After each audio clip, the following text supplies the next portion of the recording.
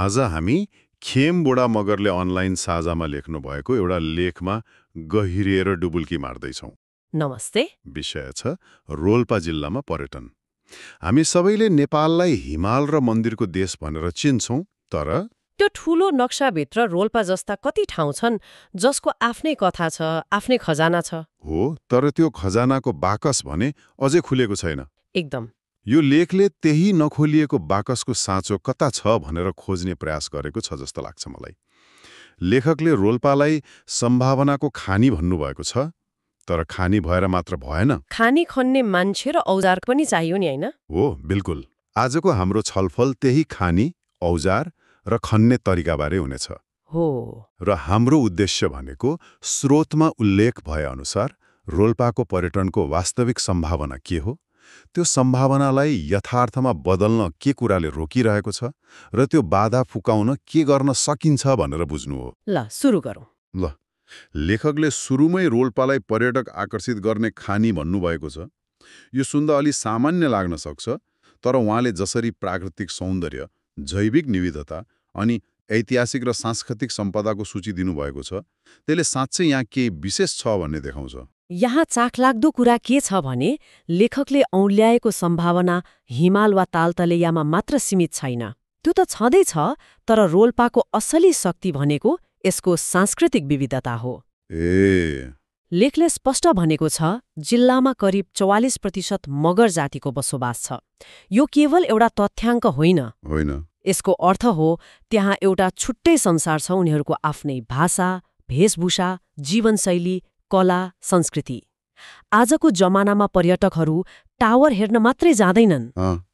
उनीहरू स्थानीय जीवनशैली अनुभव गर्न, त्यो समाजको हिस्सा बन्न जान्छन्।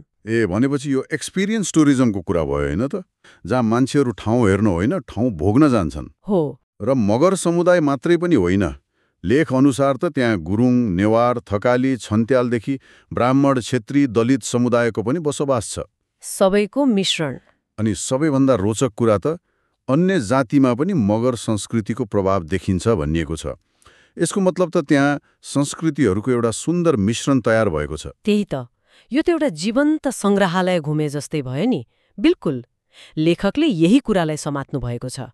विश्व बजारमा अहिले कला, संस्कृति, जीवनशैली नै पर्यटनको मुख्य आधार बन्दै गएका छन्। लेखकले रोल्पाको उत्तरी भेग, जहाँ मगर भाषा र बसोबास बाक्लो छ, र दक्षिणी भेग, जहाँ जीवनशैली अलि फरक छ, दुवैले पर्यटकलाई फरक फरक स्वाद दिन सक्छ भनेर औँल्याउनु भएको छ। कल्पना गर्नुस् त, एउटै जिल्लाभित्र दुई फरक सांस्कृतिक संसारको यात्रा गर्न पाउनु कति गजबको अनुभव होला। साँच्चै यो रोल्पाको युनिक सेलिङ पोइन्ट हो। यो सबै सुन्दा त लाग्छ रोल्पा सुनको कचौरा लिएर बसेको छ, तर प्रश्न उठ्छ, किन त यो कचौरा अहिलेसम्म खाली नै छ? यति धेरै सम्भावना हुँदाहुँदै पनि रोल्पा पर्यटनको नक्सामा किन आउन सकेन? लेखले यसको कारणबारे के भन्छ? लेखले यसको जडमा एउटै समस्या देखेको छ, पर्यटन गुरु योजनाको अभाव। गुरु योजनाको अभाव हो।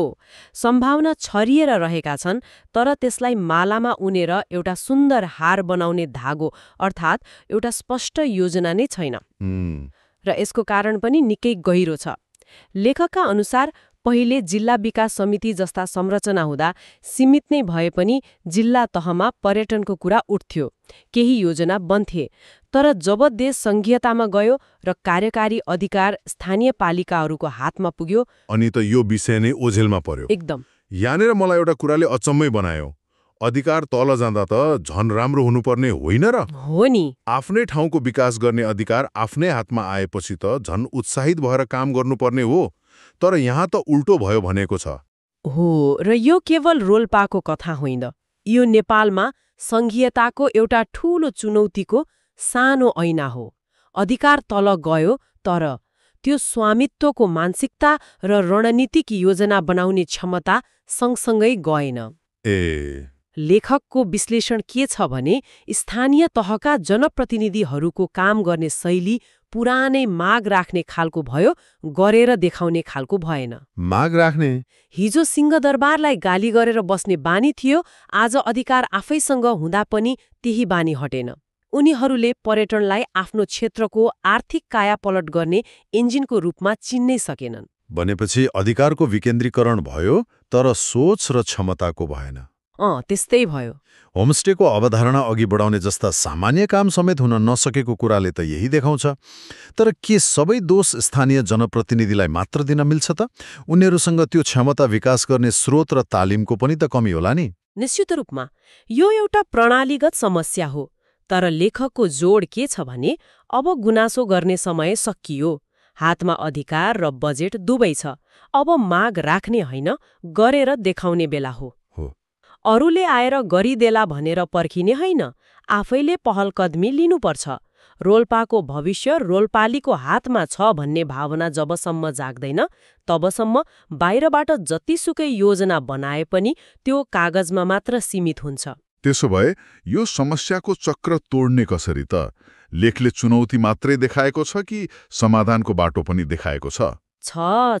पक्कै पनि एउटा गुरुयोजनाको खाका त दिएको हुनुपर्छ। एकदम। लेखको सुन्दर पक्ष नै यही हो।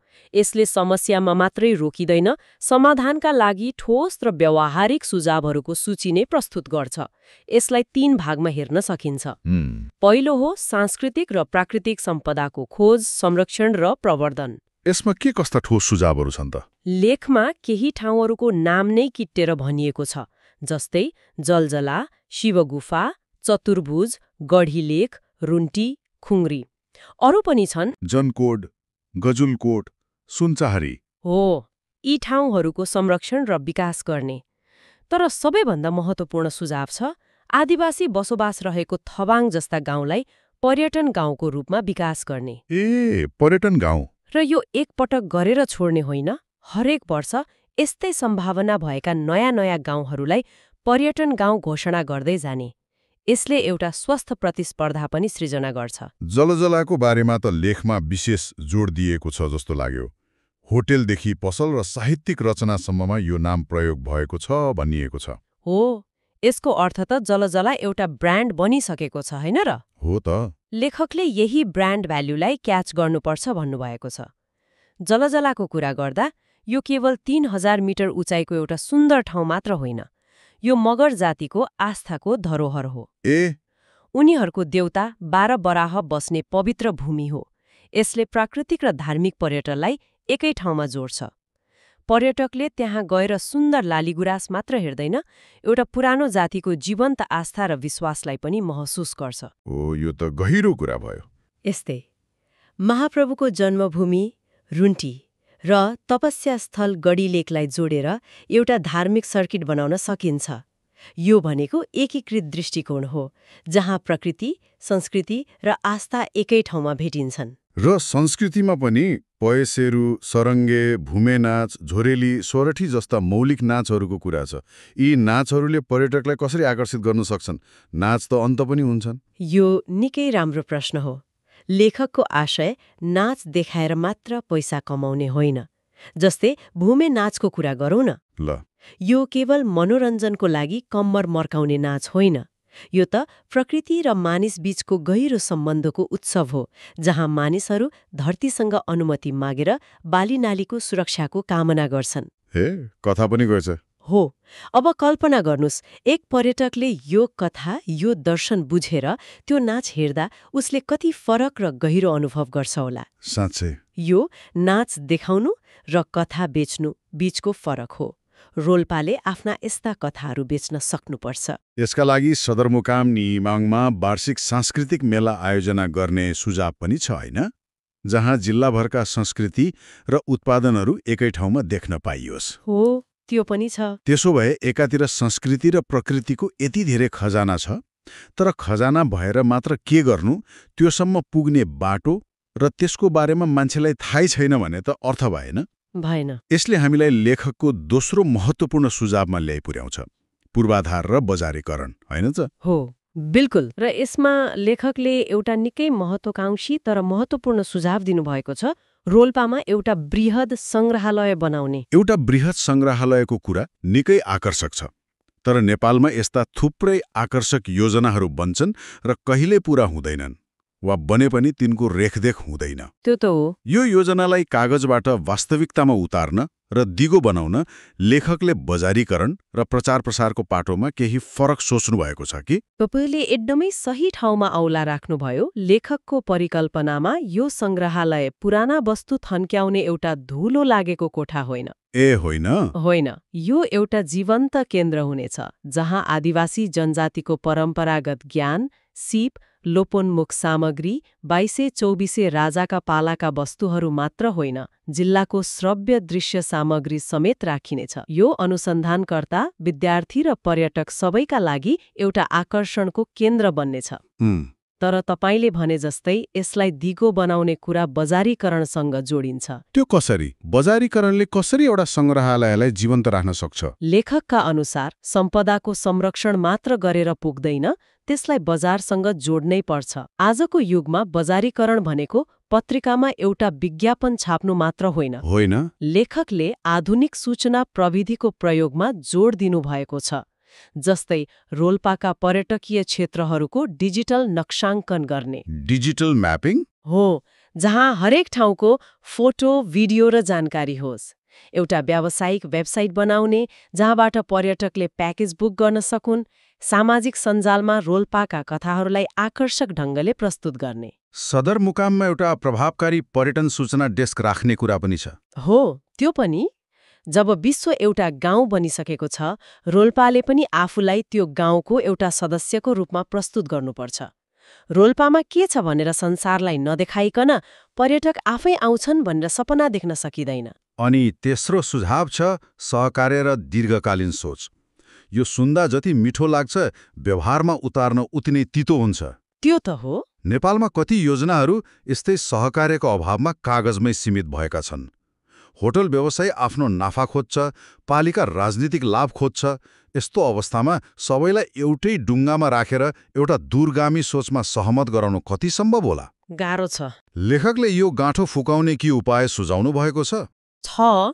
लेखकले यो यथार्थलाई राम्ररी बुझ्नु भएको छ, त्यसैले उहाँले सार्वजनिक, सामुदायिक र निजी क्षेत्रको साझेदारीको मोडलमा जोड दिनुभएको छ। पार्टनरशिप?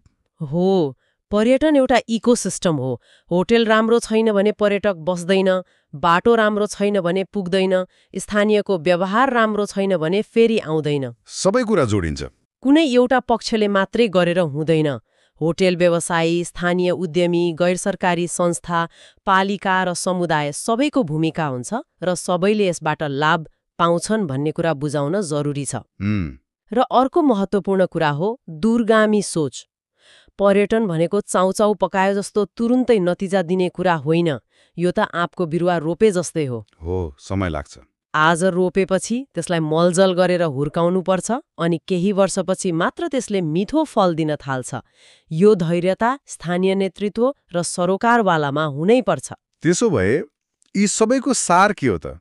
यति लामो छलफलपछि हामी के निष्कर्षमा पुग्न सक्छौं? 4मा रोल्पा पर्यटनको लागि एउटा नखोलिएको खानी हो, जसमा प्राकृतिक सुन्दरता, अनुपम संस्कृति र ऐतिहासिक सम्पदाको अपार भण्डार छ।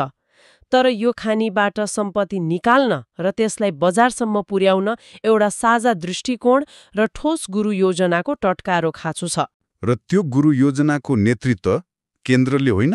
होइन, कुनै मन्त्रालय वा केन्द्रले होइन, स्थानीय तहले नै लिनुपर्छ। र त्यो गुरु योजना कसरी बनाउने भन्ने बारे पनि लेखमा केही छ कि? योजना बनाउने कुरा त धेरै हुन्छ, तर बनाउने प्रक्रिया नै गलत भयो भने त त्यो फेरि कागजको खोस्टो मात्रै हुन्छ। एकदम। लेखको अन्त्यमा लेखकले यही प्रक्रियाबारे एउटा निकै सान्दर्भिक र व्यावहारिक बाटो देखाउनु भएको छ। के छ त्यो? उहाँका अनुसार रोल्पाको पर्यटनबारे साझा धारणा बनाउन जिल्ला समन्वय समितिको पहलमा एउटा बृहत भेला आयोजना गर्नुपर्छ। सबैलाई एकै ठाउँमा ल्याउने? हो, त्यो भेलामा जिल्लाका सबै पालिकाका प्रमुख, उपप्रमुख, सबै राजनीतिक दलका नेता र राष्ट्रिय स्तरमा प्रभाव पार्न सक्ने सांसद, मन्त्री वा उच्च पदस्थ व्यक्तित्वहरू सबैको अनिवार्य सहभागिता हुनुपर्छ। जबसम्म सबै सरोकारवालाहरू एउटै टेबलमा बसेर यो हाम्रो साझा सपना हो र यसलाई हामी सबै मिलेर पूरा गर्छौं भनेर प्रतिबद्धता जनाउँदैनन्, तबसम्म योजनाहरू केवल भाषण र कागजमा मात्र सीमित हुन्छन्।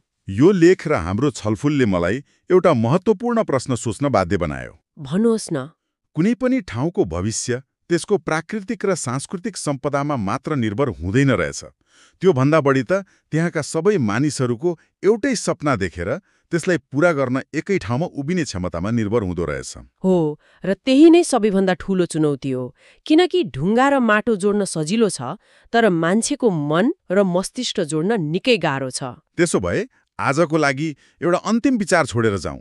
यो लेखले रोल्पाको लागि एउटा उत्तम खाका प्रस्तुत गरेको छ, तर खाका भनेको कागज मात्र हो। यसले हामीलाई सोच्न बाध्य बनाउँछ, रोल्पा जस्ता ठाउँहरूका लागि सबैभन्दा ठूलो चुनौती योजनाको अभाव हो वा त्यो योजना अनुसार पहिलो इँटा उठाउने सामूहिक इच्छा शक्तिको अभाव।